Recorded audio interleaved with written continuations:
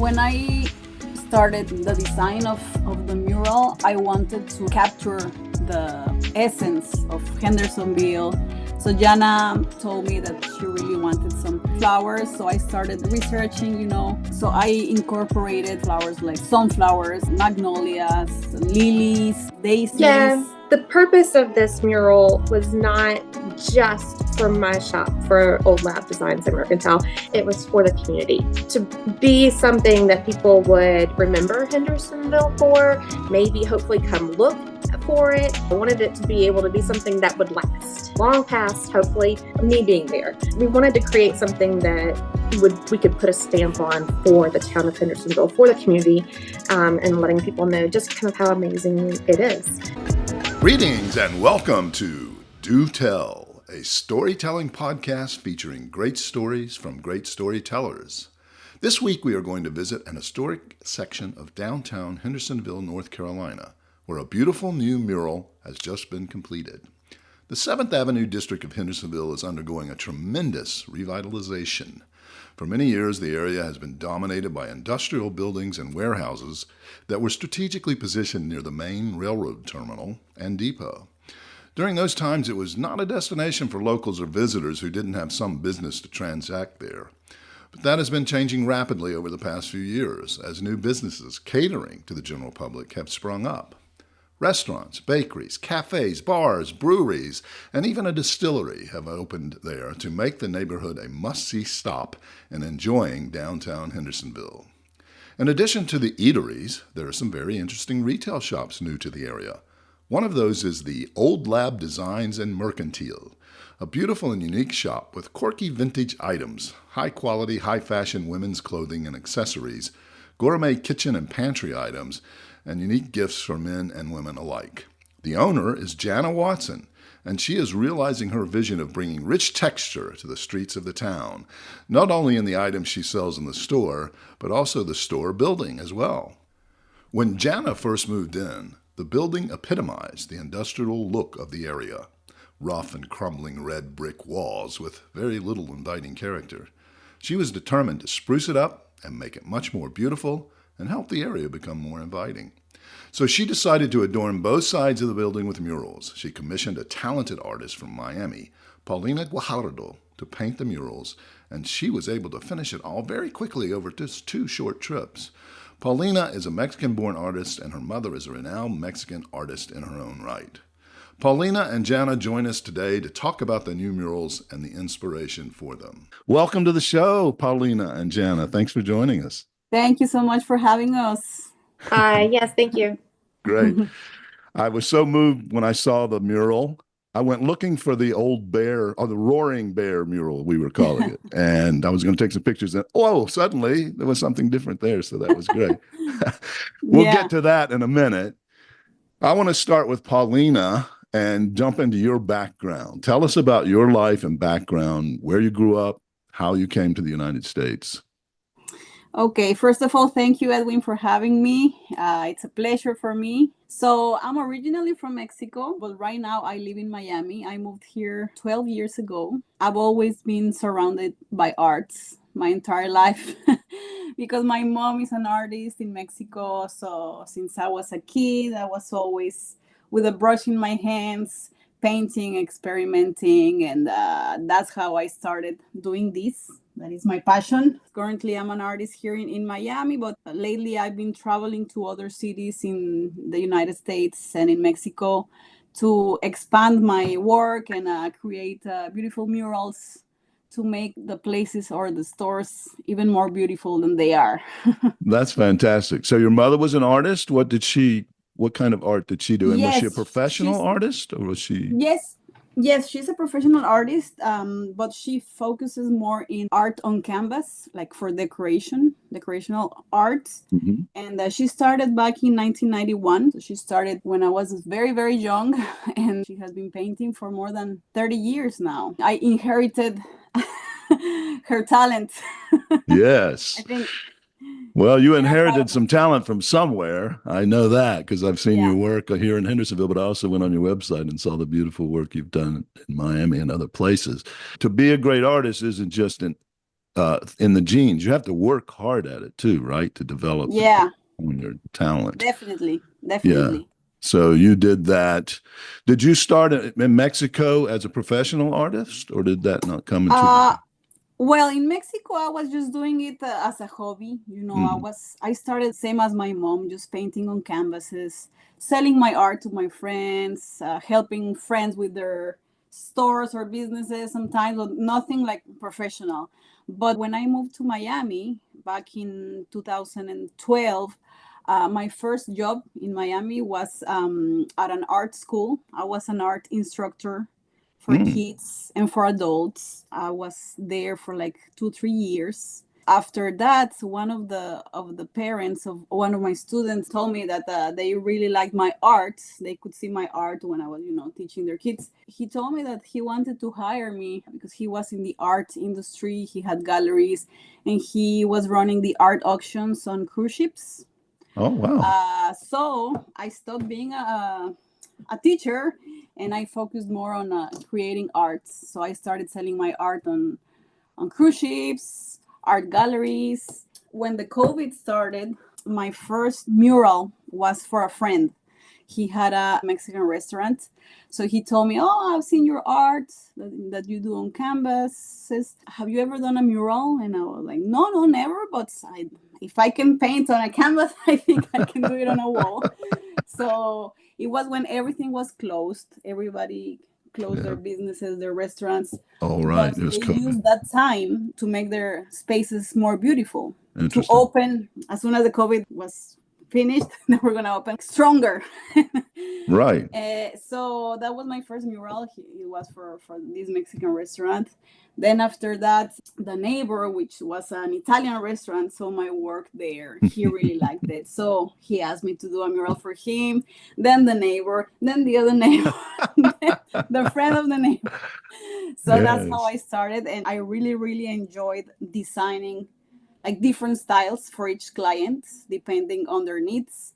Right. So that's how it all started, and I'm still doing it, and I'm happy Yes, about it. yes. I noticed on your website that it's quite varied. It's not all one subject or one kind of approach. Now, are you doing mostly murals, or are you doing all kinds of art? Right now it's mostly murals, but sometimes I do art on canvas, Right. acrylic art, yes, but mostly Acrylics. murals. That's Yeah. my main work. Right. Very good. Well, that keeps you busy. It takes It's more not easy, time. Yeah. Go especially ahead. with the weather here in Miami when it's an exterior mural. Oh my God, Yeah. it's Either hard. heat or rain, right? Yeah. Not easy. Yeah, we'll talk about that process later. I've got that as a question coming up because I think our listeners are very interested in how these things are accomplished, how they're done, how they're put together, the work that goes into them. Let's jump to the beautiful mural you're in the process of painting here in Hendersonville, North Carolina, our little hometown, on the old Lab Designs and Mercantile building. A beautiful shop here in Hendersonville. If you're coming, you have to visit the shop. It is beautiful. They have some wonderful things in that shop.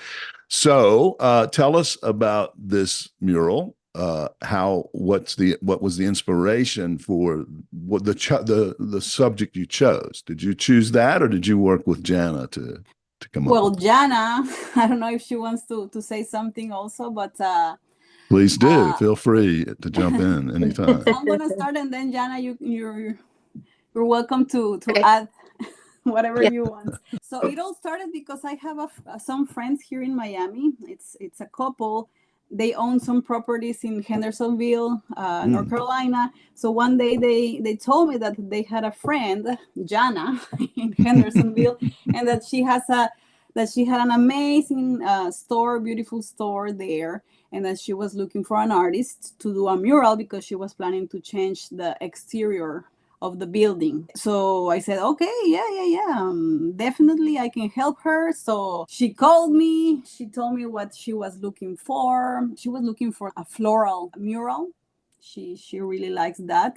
Her store is beautiful. She has clothing. She has jewelry, handmade items, and vintage items. So she wanted something similar to the ambience and the vibe of the store.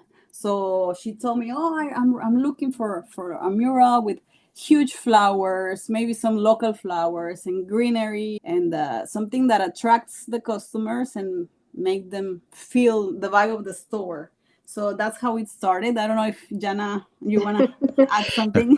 Yeah, no, that's exactly right. So there's so much construction going on 7th Avenue as they're redoing the streetscape, and it definitely has affected business. It's got a little slower, but maybe it's kind of like what happened during COVID, where you kind of have a little bit more time to look around and say, what can I do to make my shop look better and appeal more to customers?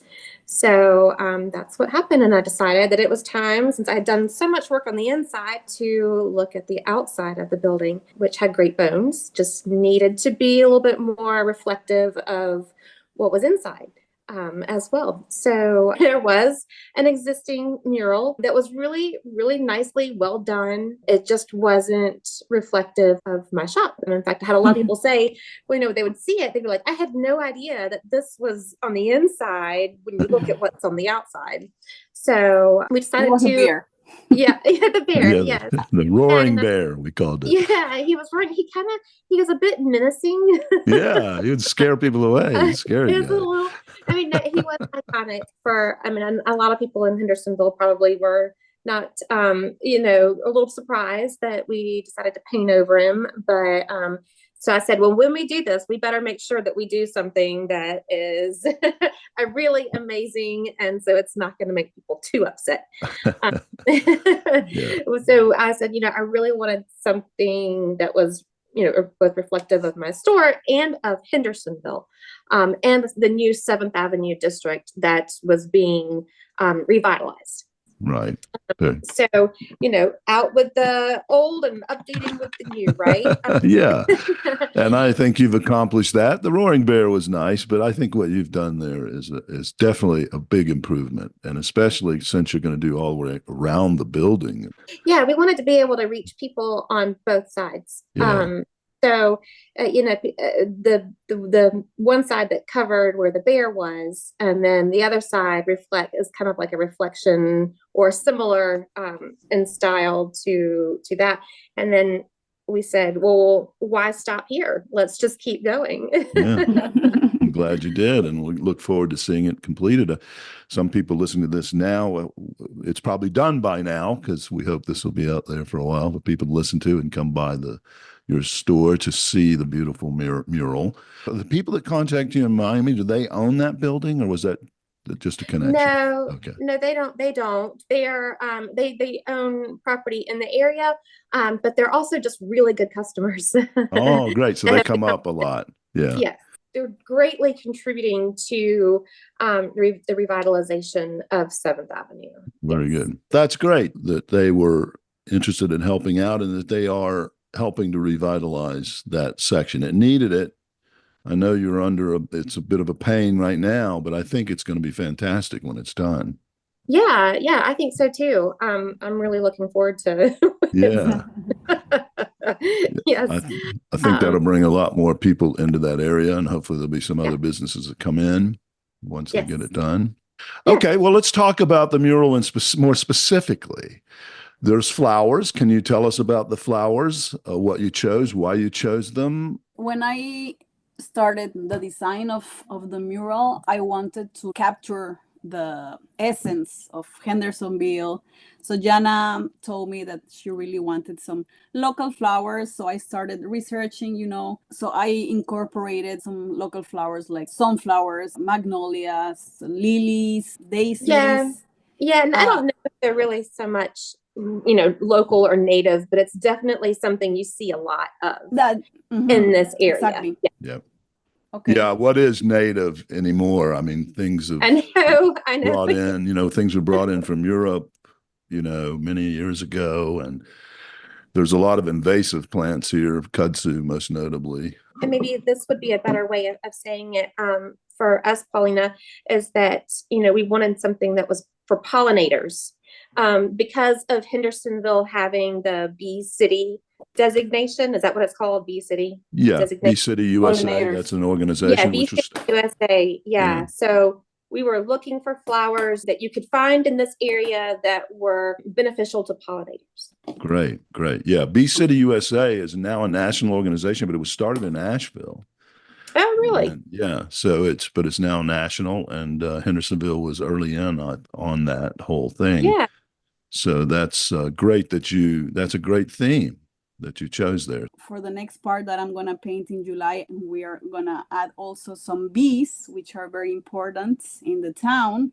Yep. And I think these elements, the flowers and the bees and the butterflies, reflect the beauty of Hendersonville, because when I was there, I was shocked. The nature, the trees, everything is so beautiful. Very different from Miami. I'm not saying that Miami is not beautiful, but here there's a lot of palm trees, but you don't see the types of plants and trees that you see over there. So it's beautiful. And Paulina, you were saying it almost, the topography here just kind of was a little bit more reminiscent of your hometown, right? Yeah.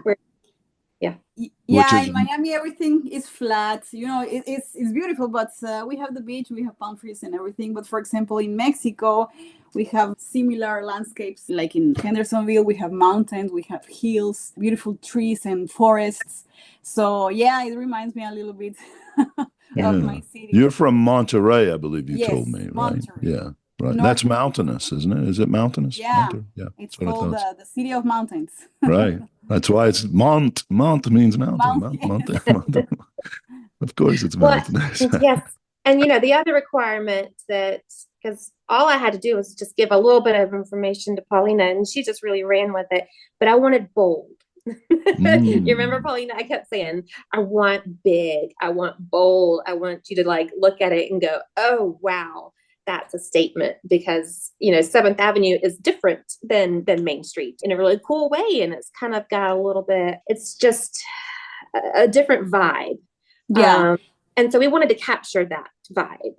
Yeah, and also we wanted something to connect the exterior with the interior of the store, the vibe of the store. You have vintage things, you have beautiful jewelry. So I think it was a good idea, the floral theme, because it connects the exterior and interior.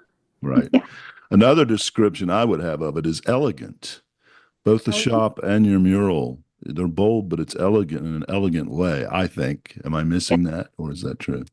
I think Paulina did an amazing job of capturing that. Yes, right. It is. Tell us about your color palette that you used, the colors, and why you chose. Well, I guess you have to be true to the flowers, right? But maybe you can't paint a sunflower purple, for instance. I mean, we can in the art world. But... Oh, that's true. That's true. Paulina started with the exterior color. Oh. Yes, if you want to start talking about that, because it was Janna who decided the color for the background.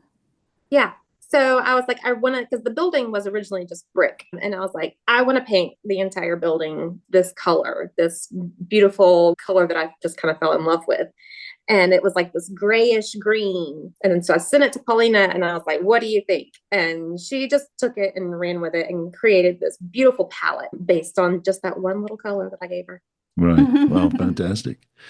So do you have an official name for that color, Janna? Do you know? It's actually Sherwin-Williams Evergreen Fog. Evergreen Fog. Yes. I love it. It is a nice It's so color. Beautiful, the color. Yeah, it is. And it changed the building quite a bit. I noticed that. I had gone to see the Roaring Bear mural months ago, and then I was coming back as we started the project.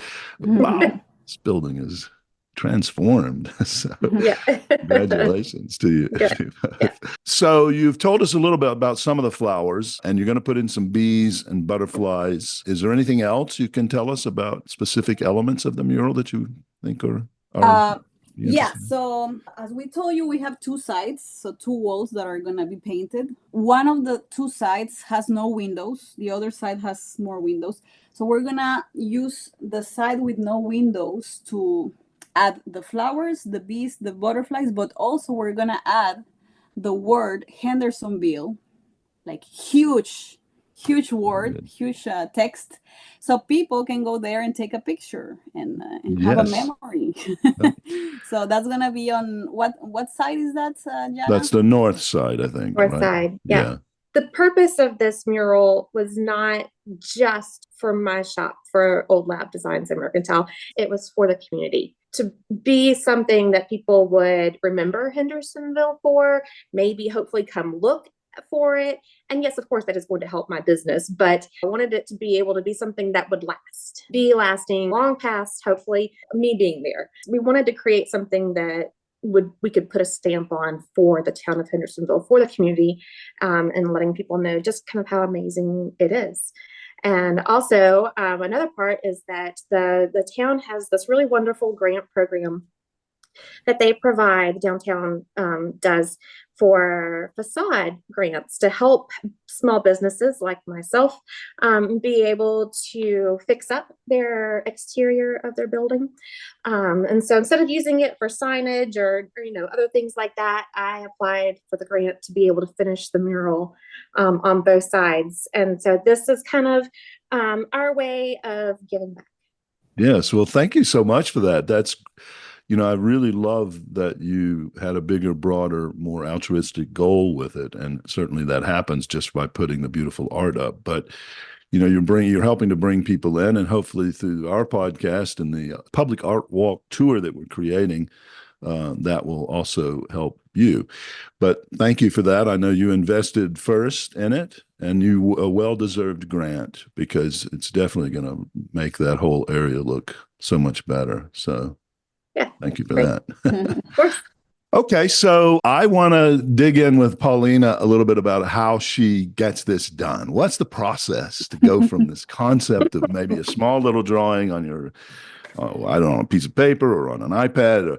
Or how do you get from that to final mural on a wall? Okay, so the most important thing is to work closely with the client, because I want to make them happy, of course.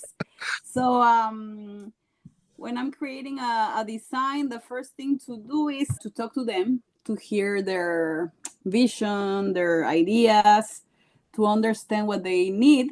After that, I start thinking and adding my own creative thoughts. I try to combine both things. I usually make like 2 or 3 designs to show them.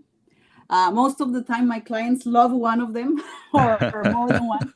Other times they tell me to change some elements, to change the colors maybe, until we find the perfect design and that we're both happy with the results.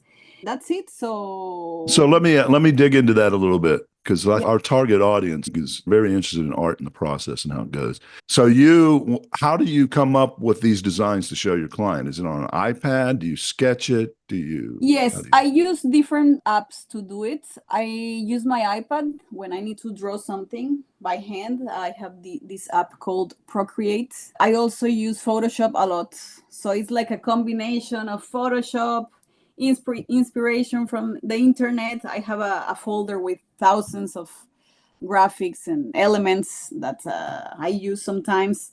So it's like a combination. iPad with Procreate, Photoshop, elements that I find online for inspiration. Mm-hmm. And I usually try to do like different styles to show my clients. For example, one design that is like super busy with a lot of bright colors. Another one that is like less busy with neutral colors. And the third one, I don't know, completely different style.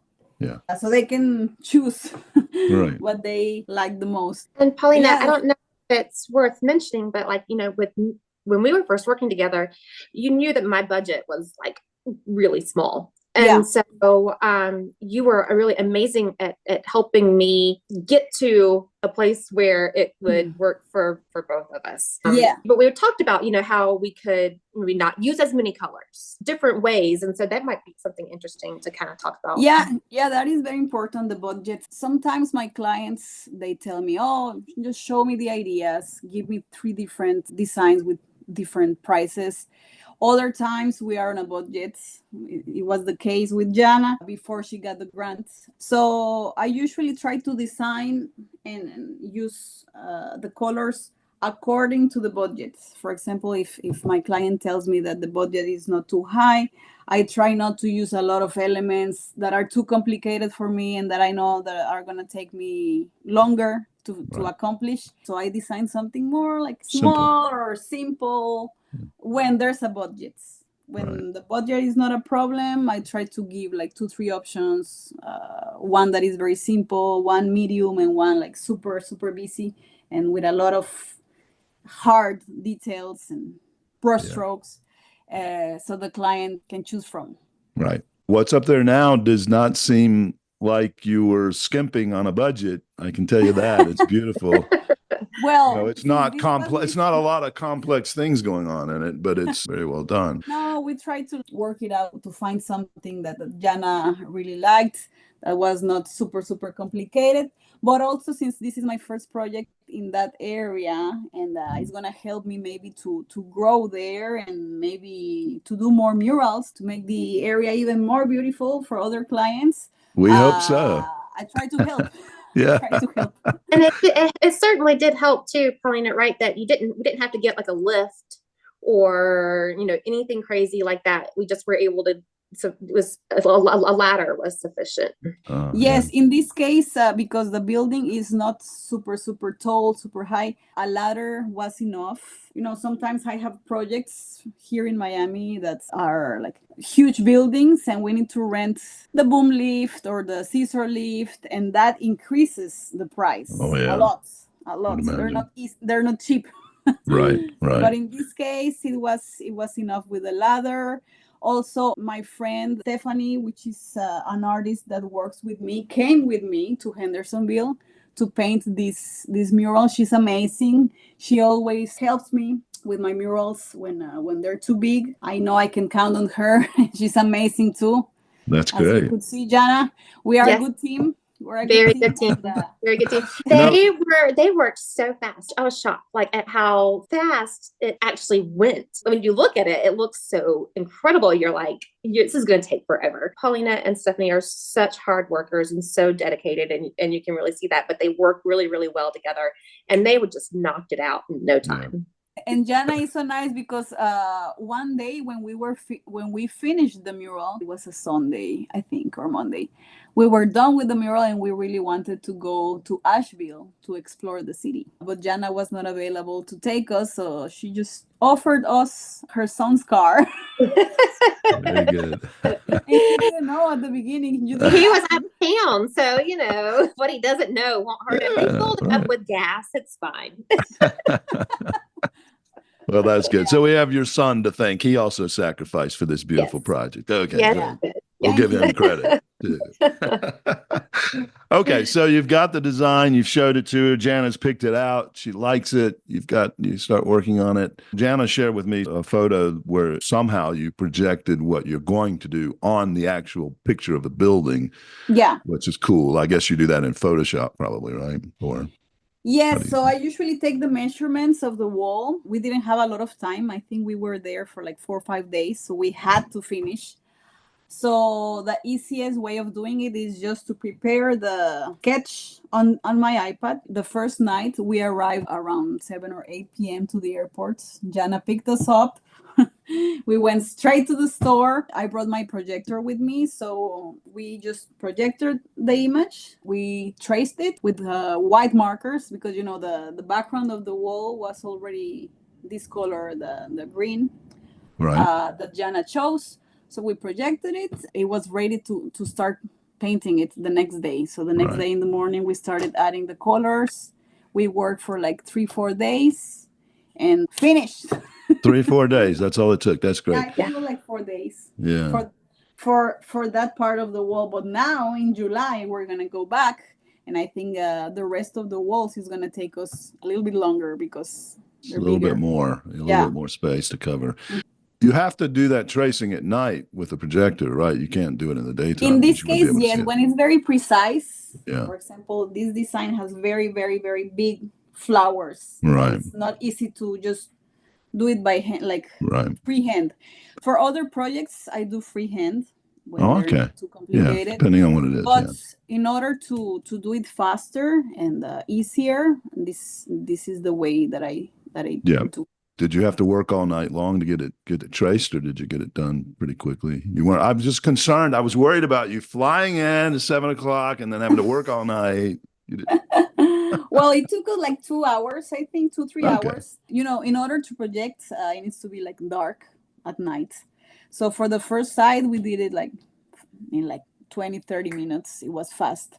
But the other side, the one with the windows, it was harder because there's like a super bright I was, lamp on that yeah, side. wondered Yeah. about that.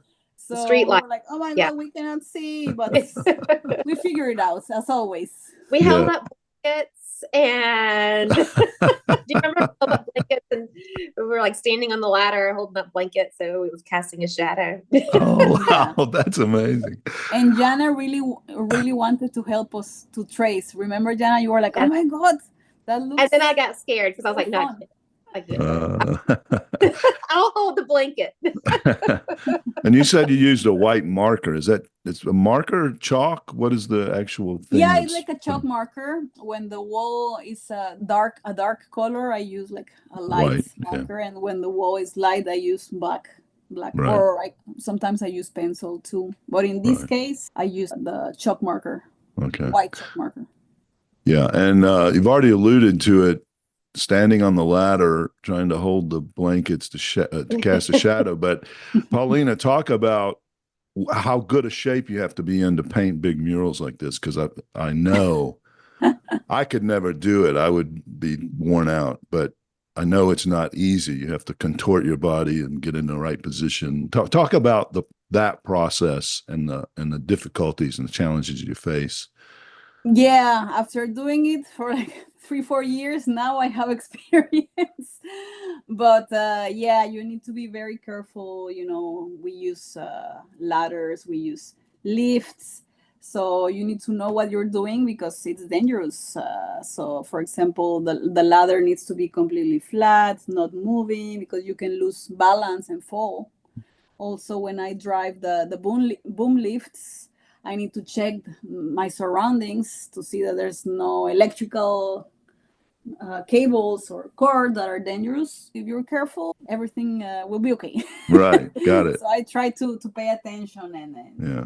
to Yeah, and then getting up high, is very obvious about the dangers and the stress and the Mhm. how it takes a toll on your body. But when you have to paint down low, you got to get crouched down or even lay down, and Yeah. that's very tiring, isn't it? Yeah, especially when it's hot, because for example, you're painting outside and the floor is super hot. Yes. And you need Yeah. to be like in a weird position to reach the bottom. It's complicated, but we managed to do it, and we always find a way Yeah. to Yeah. accomplish everything. You have lots of experience with that in Miami. Oh yeah, And the heat, especially. no, Yeah, yeah. I just want our listeners to know what hard work this is, because I know I've talked to several, and I knew instinctively before I even started this project that this is not Yeah. an easy thing to do. But it's not just the artistic talent you need, but you need to be in shape and you need to take care of your body Yes. and make sure you don't strain muscles and all of that. It's a lot of things. Is the creative process, the design, the cleaning, picking the correct colors, because if you don't pick the good colors, it's not gonna look good. And also knowing how to project, to measure the wall, to rent good equipment, driving the lift. Sometimes here in Miami, for example, sometimes I'm doing like logos, because I also do like the logos for the companies. Mhm. Sometimes it's very, very high that I need to paint them. So when I'm driving the huge machines, the lifts that I had to learn to drive, all the time guys pass by and they're like, oh my God, how do you know how to drive that? And I'm like, yes, I know how to. I'm a girl, but I know how to. Don't worry. And they also joke a lot. They always say, people are always say the same jokes to me when I'm painting. Like, oh, you missed the spots, or oh, you got a lot of paint on your clothes. Uh, Or I don't know, things like that. It's always the same jokes. I laugh a lot with my friend Stephanie that works with me, because people always say the same things when they see us painting. It's crazy, crazy, crazy. yeah, I never heard that joke before. Yeah. You're so original. Yeah. Not to like really gloss over the fact that she is truly an artist, and as one good example is like, I mean, I think I know colors, I know with design and fashion and knowing clothes and colors and understanding how they all work together. But there was a point where we needed some more paint. And so Paulina was like, oh, I need an orange. And she was like, can you just go pick out, and she gave me like, what was it? Like a reddish orange or something like that. And I was like, do you know how many red oranges there are? and then so I finally, I'm like, you just need to go with me. We need to go with me. I went with you. And and so then the orange that she picked out, I'm like, how is that going to fit in with our color scheme? And it was perfect. What she did with it and how she mixes the colors. And I mean, you only had like what, 8 colors or something that she did, like that she used 8 cans of paint. Yeah, they were between 8 and 10. Mm-hmm. It was, and then creating all those amazing variations and colors and depth. It was really cool to see how you did that. Yes. So but what winds up on the wall is more than 8 to 10 colors, because you're blending and getting different shades. Is that correct? Exactly. Yeah, for the highlights, for the shading, we mix the colors to create a lot of tones. Yep. And that's I think you artists are just magicians. I can't draw a stick man, so when I see your work, I'm always amazed by it. I'm so glad that Paulina and I crossed paths. I could have still done the mural with someone else, but it wouldn't be the mural that we have. Mm-hmm. And that's what makes it so special. And it's really due to her. And I'm just so excited about it. Oh, yes. Me too. Thanks for your words. Now, very special mural for me too. Very special. And can't wait to see the final results. I know. Me too. I hope you do more here too, Paulina. We need more murals. For sure. Okay, now we want to learn about old lab designs and Mercantile and Janna Watson. Yes. Janna, tell us your story. What's your background? So I've always been in the business world until we moved here about 8 years ago. From where? Greenville and Columbia. My husband and I are in the Columbia, South Carolina area. Okay. But I'm from Greenville. You're originally from Greenville yourself? I'm sorry. Yeah, okay. I am. But you wound up in Columbia. Yeah, and Columbia is just really hot. I know.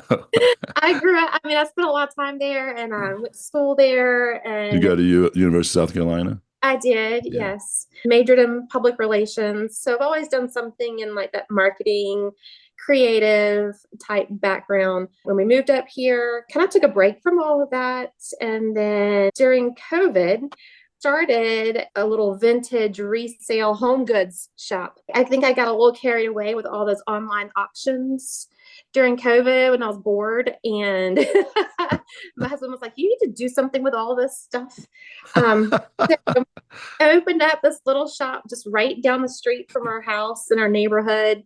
And then it just grew, and it just kind of developed into what it is now. It started out as a neighborhood store, listening to what our customers were wanting. Kind of like a little place where everybody was kind of hanging out and like friends, and customers became friends. And it was really this really cool community neighborhood feel. So it was like, well, that's what I need to do. It's like, a lot of stores cater to tourists, which is fantastic because goodness knows that's a lot of what we have in Hendersonville.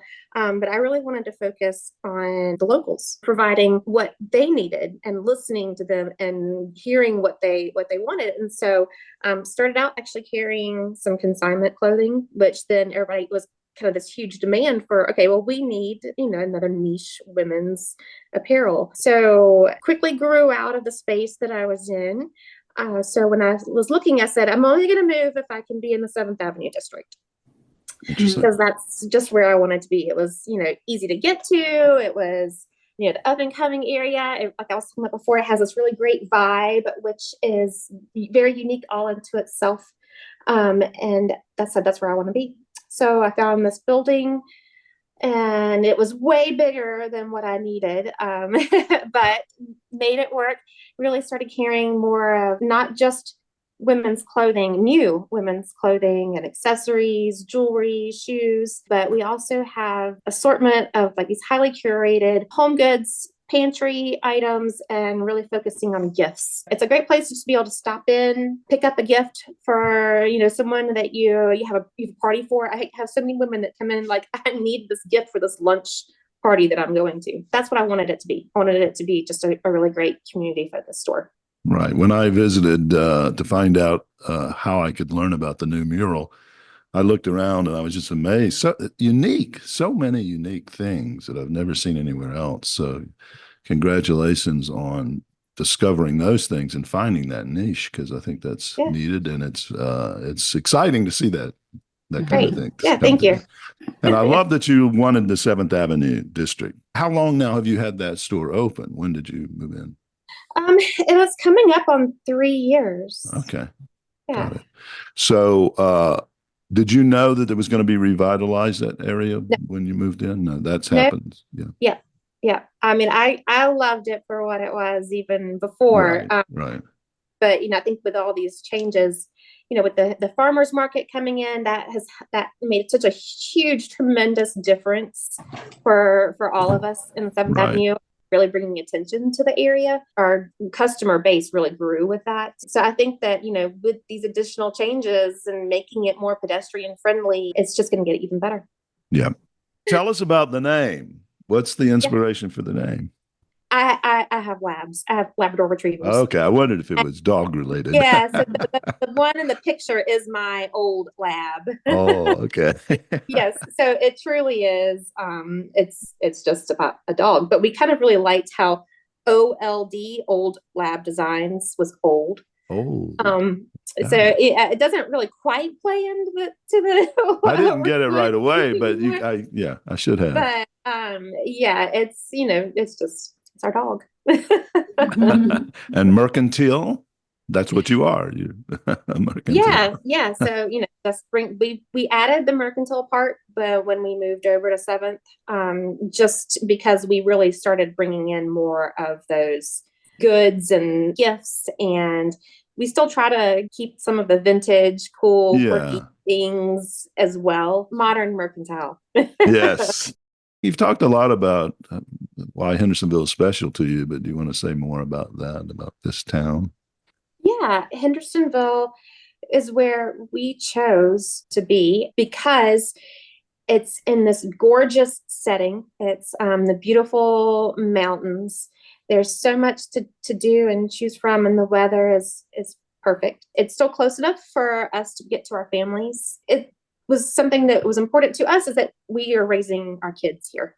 Right. And it's a great place to be able to do that. They walk to school, they can walk downtown, and I still feel good about being able to let them do that. So it's really the small town feeling and community, but with everything you need right here at it. I think that the influx of people is a really positive thing.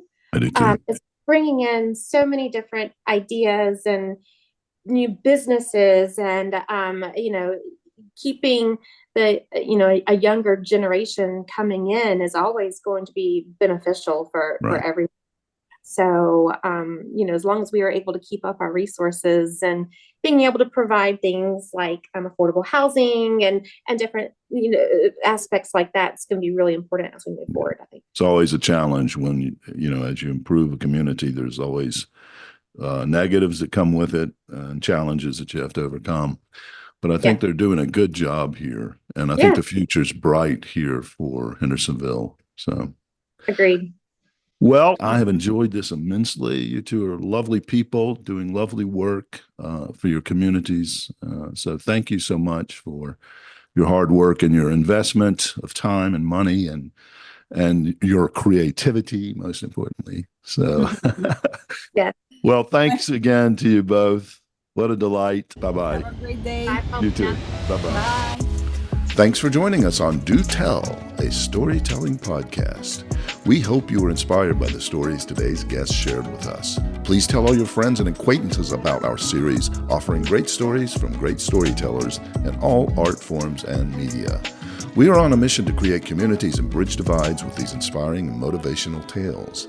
Thanks so much to our sponsor, the Henderson County Tourism Development Authority, based in Hendersonville, North Carolina, a picturesque mountain town tucked away in the heart of the Blue Ridge Mountains, where every visit is not just an adventure-filled sightseeing experience, but an immersion into the heart of Southern charm. For more info, check out their website at visithendersonvillenc.org. Thanks also to the nonprofit STEEP Incorporated, STEAP, which stands for Storytelling, Education, and Arts Programs. STEEP's motto is Connecting Communities with Stories, and they are dedicated to creating programs that widen social awareness and cultural appreciation across diverse communities. Learn more about STEEP at steep.net. Please like, follow, and subscribe to the podcast and help us continue to connect those communities.